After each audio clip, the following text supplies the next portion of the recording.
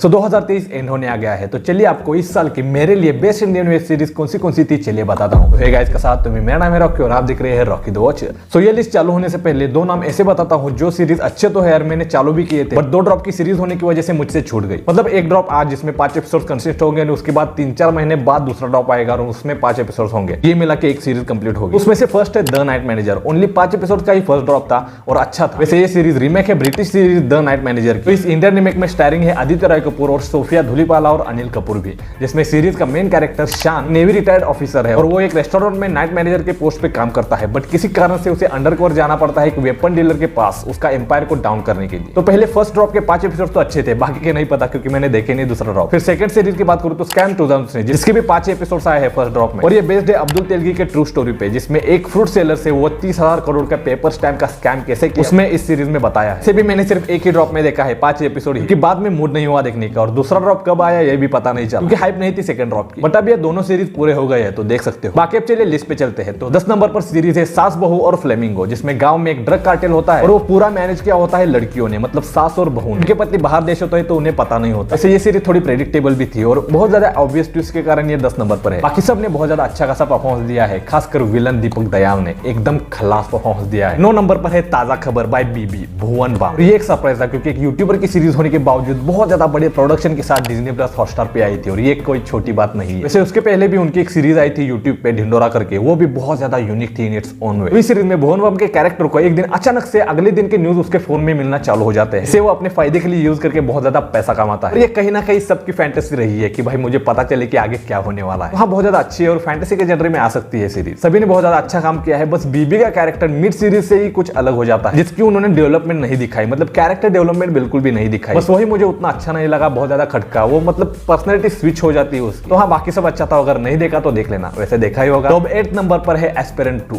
जिसका भाई first season एकदम टॉप नॉच था और ये भी बहुत ज्यादा हद तक अच्छा है मेरे लिए। इसमें मेन कैरेक्टर वो कैसे आईएएस ऑफिसर बनता है और वो अभी के इवेंट्स वो सीरीज में कवर करती है। बस 5 एपिसोड से और बहुत ज्यादा अच्छे से शो किया है सीरीज ने कि भाई स्ट्रगल सिर्फ आईएएस ऑफिसर बनने तक ही नहीं होता, वो स्ट्रगल कंटिन्यूस ही होता है। देख सकते हो अगर आपने फर्स्ट सीजन देखा हो तो, और अगर नहीं देखा तो जाके देखो भाई, बहुत अच्छा कंटेंट मिस आउट कर रहे हो। तो फिर आगे 7th पोजीशन पे है असुर 2। हाँ पता है तुम लोग बोलोगे भाई बहुत ज्यादा नीचे है ये, टू बी ऑनेस्ट मुझे वो उतनी अच्छी नहीं लगी, और वो क्यों नहीं लगी उसका मैंने इस वीडियो में यहाँ या कहीं आ रहा होगा तो उसमें मैंने एक्सप्लेन किया है, तो जाके देख सकते हो। इस सेकंड सीजन में जो मुझे अच्छा नहीं लगा उसमें से एक है कि भाई वो बच्चा था, उसकी बच्चे की एक्टिंग बहुत ज्यादा अच्छी थी, बट वो जब वो अडल्ट होता है तब वो उसकी एक्टिंग मतलब नहीं, वो एक डिफरेंट पर्सन लगता है और ये डिफरेंट पर्सन लगता है। तो वो एक मेजर पॉइंट है मुझे ये सीरीज उतनी पसंद नहीं आने के। और एक्सपेक्ट भी मैंने बहुत ज्यादा किया था सीजन सेकंड से, और उस हिसाब से सेकंड सीजन उतरा नहीं मेरे लिए। अभी भी फर्स्ट सीजन ही टॉप पे है और आगे जो सीरीज आने वाले हैं 6 नंबर पे, 5 नंबर पे, 4 नंबर पे, तो उन्होंने मुझे इस सीरीज से ज्यादा इंप्रेस किया है, इसलिए वो वहां पर है। और डिसअपॉइंट होने का एक और फैक्टर ये भी है कि भाई उन्होंने बहुत ज्यादा देर लगा दी, मतलब इतनी देर लगाई तो आप एक्सपेक्ट करोगे ना कि भाई एकदम अच्छा माल होगा, इसलिए उन्होंने देर लगा दी, बट उन्होंने देर लगा दी और ये माल दिया। ठीक है कोई बात नहीं, आगे बढ़ते हैं। तो 6 नंबर पर है काला पानी,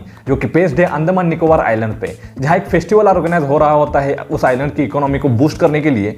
तभी एकदम अचानक से एक वायरस फैलना चालू हो जाता है। अगर उस वायरस के कांटेक्ट में भी तुम आए तो 3-4 दिन में तुम्हारा गेम ओवर। अब जो वहां है उस आइलैंड पे और उन्हें वायरस इफेक्ट नहीं हुआ, उन्हें उस वायरस से बचना है और वायरस कैसे आया इसका पता लगाना, और बाकी सरकार को भी उन्हें उस आइलैंड पे क्वारंटाइन करना है। तो ये सब हमें इस सीरीज में दिखाई देगा और ये सीरीज मेरे लिए एक ट्रूली सरप्राइज थी क्योंकि मुझे कोई क्लू भी नहीं था कि ऐसी कोई सीरीज आने वाली है। बट आने के बाद जो हल्ला हुआ कि भाई सीरीज बहुत ज्यादा अच्छी है, तो उसके बाद ही मैंने देखी और बहुत ज्यादा अच्छी लगी मुझे। तो आपका अगर सर्वाइवल सीरीज पसंद है और अब तक नहीं देखी ये सीरीज तो जाओ देखो, बहुत सारे नोन एंड अननोन फेसेस है जिन्होंने बहुत सारे अच्छे परफॉर्मेंस दिए हैं। बाकी 5वें नंबर पर है द रेलवे मैन, जो कि एक ट्रू स्टोरी पे बेस्ड है भोपाल गैस ट्रेजेडी पे, जिसमें गैस ट्रेजेडी कैसी हुई और होने के बाद पब्लिक का हाल क्या था और तब इन रेलवे वर्कर्स ने कैसे सबकी मदद की, इसके बारे में इस सीरीज में बताया गया है। और काफी इमोशनल है, खासकर लास्ट वाला वो सीन जब गैस क्लियर हो जाता है और सबको जलाने के लिए ग्राउंड पे लाते हैं, और तब का सीन भाई काफी इमोशनल था। मतलब के मैंने बहुत ज्यादा जबरदस्त परफॉर्मेंस दिया है। फिर अब 4th नंबर की बात करूँ तो उस पे है कोहरा।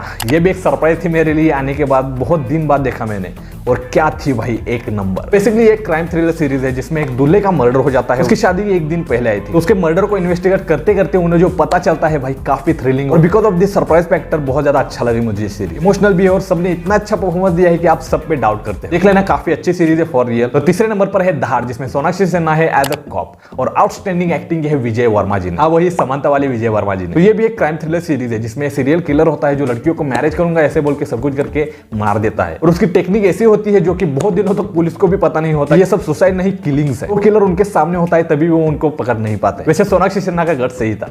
तो काफी अच्छे ट्विस्ट से भरी ये सीरीज दहाड़, जरूर देखना। काफी अच्छा काम किया है सभी ने, खासकर विजय वर्मा ने। 2 बार मैंने बोला कि विजय वर्मा ने बहुत ज्यादा अच्छा काम किया है, तो उतना ज्यादा अच्छा काम किया है तो जाके जरूर देखना। फिर आगे सेकंड पोजीशन पे है फर्जी, ए राज अंडी के डायरेक्टोरियल सीरीज, जिसमें शाहिद कपूर का ओटीटी डेब्यू है। बेसिकली इसमें शाहिद कपूर एक आर्टिस्ट होता है, ऐसे पैसे के नोट बनाता है जो मशीन में भी डिटेक्ट नहीं कर पाते, मतलब आर्टिस्ट इन नेक्स्ट लेवल। और इसमें cherry on the top Vijay Sethupathi भी है, और उनका वो humour plus Hindi voice plus personality गजब काम करती है सीरीज में। और इसमें एक हाईलाइट बनती है राशि खन्ना, जो भी उनका भी परफॉर्मेंस बहुत ज्यादा अच्छा है। बाकी राज अंडी के डायरेक्टर है तो आपको पता ही है कि क्वालिटी क्या एक्सपेक्ट करनी है और क्या आपको मिलेगी। ऑल दो अब तक सीरीज ये सबने देख ली होगी, और आगे जो बताने वाला हो वो भी देख ली होगी, बट अगर नहीं देखी तो जाके देखो भाई, बहुत ज्यादा अच्छी है। और अब फाइनली फर्स्ट नंबर पर है गन्स एंड गुलाब्स। ये भी एक राज अंडी के डायरेक्टेड है, और इसमें वो 90s का टच देके जो ब्लैक कॉमेडी और ब्लडी दिखाई गई है सीरीज बाप लेवल है। स्पेशली राजकुमार राव ने बहुत ज्यादा कड़क काम किया है, और गुलशन देवैया ने भी, चारकट आत्माराम ने भी, बाकी दिलके शर्मा भी है एज अ कॉप और बहुत ज्यादा अच्छा काम किया है उन्होंने भी।